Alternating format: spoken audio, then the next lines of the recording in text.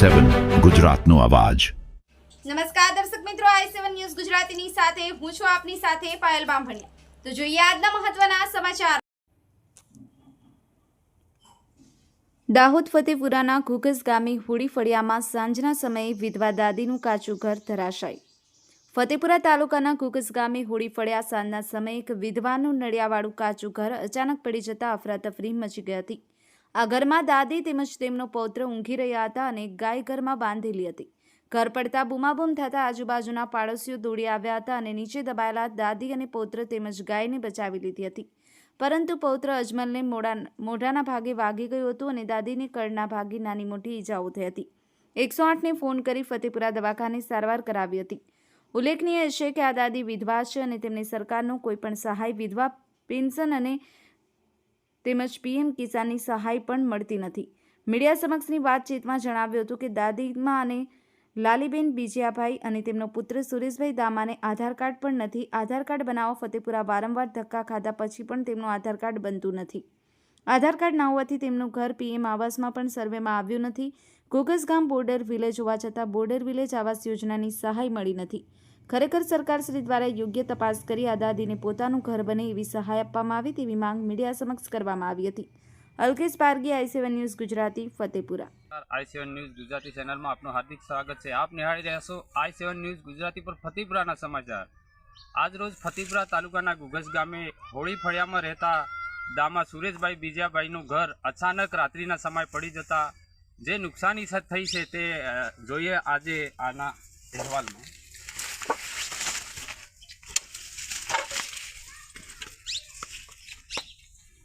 અહીંયા અમે આવી પહોંચ્યા છીએ ત્યારે મકાન માલિક, જે ઘર માલિક છે તે સુરેશભાઈ બીજાભાઈ દામા પાસેથી જાણીએ કે કેવી રીતે તેમનું ઘર પડ્યું અને શું થયું। બોલો, આપનું નામ? સુરેશભાઈ। શું થયું? મકાન હાજે 100 વાગ્યાના સમયમાં બધા બેઠા હતા અને અંદર બેઠા હતા અને પછી અફસરનું મકાન પડી ગયું। નુકસાની થઈ ગઈ? નુકસાની થઈ કેમ કે ઢોર અંદર ગાય બાંધી હતી, ગાયને બી થોડું વાગ્યું। પછી અમારી દાદીમાં હતા એમને બી વાગ્યું ખાટલા ઉપર।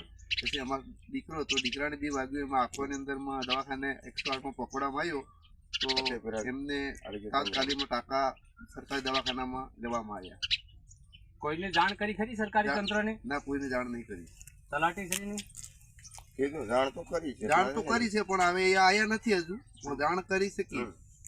સરકાર પાસે આપ શું માંગ કરવા માંગો છો? સરકાર પાસે આપણે શું કામ કરી જાય કે થોડી ઘણી મદદ હાલે તો સારી વાત છે, કેમ કે હું ફ્લેટનો ગરીબ માણસ છું। ફ્લેટનું મારે મકાન બી કાચું મકાન છે, પાકું નહોતું તો હું આના મકાન મર્યો હતો તો છોકરાને બી નાનો હું મોટો કર્યો અને ભણાવવા ખર્ચાની અંદર મારી બધી મકાન બી નહીં બની શકી।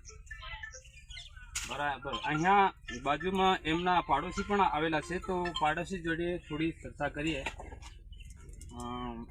એક દુઃખદ ઘટના થઈ કે તારીખ 30/12/2025ના રોજ અંદાજે બૂમ પાડી 9 વાગ્યાની આજુબાજુ તો અબાધ વરસાદ થયો, પણ સુરેશભાઈના છોરો છે એમને બી નુકસાન થયું છે, એમની માને પણ નુકસાન થઈ છે અને મકાનને પણ જે મકાન કે પછી ઝૂંપડકો તો એમને બી આખું મકાન પડી ગયું છે। તો હું સરપંચશ્રી અને તલાટીશ્રી અને ખાસ વાત કરું કે એ તપાસ કરે ને આ ભાઈને ન્યાય મળે અને થોડી ઘણી સહાય મળે તો અમારે ગામ વતી અને ગામજનો વતી ખાસ માંગ છે। આપનું નામ? પારગી બાબુભાઈ ચડવા। બીજા કોઈને બોલું છું?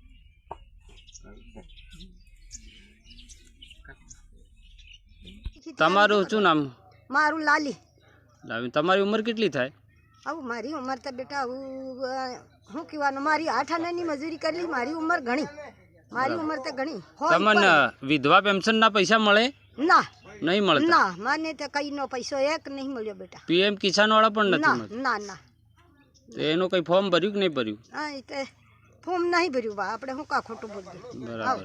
આગળ ભરી તો હતી તે એમાં મન મટી જાય ને મારી કને એક રૂપિયો નહીં લીધો સરકારનો, નહીં મળ્યો બેટા।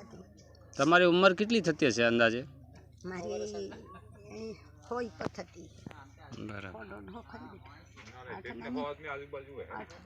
200 એકરી થતી है, પણ મારી 8 આનાની મજૂરી કરી બેટા, ખાલી 50 પૈસા નહીં। કાચું મકાન હતું એના કોઈ લાભ નથી મળ્યો ને ઝૂંપડામાં રીતે તને ઝૂંપડો હાજે 100 વાગે પડી ગયું અમારા હાહુનું વાગ્યું ને અમારા દેવરના છોકરાનું વાગ્યું ટાંકા આવ્યા ને કઈ લાભ સરકાર પાસે કઈ લાભ મળતો નથી સરકારને શું કહેવા માંગો છો તમે? મકાન આલે નવું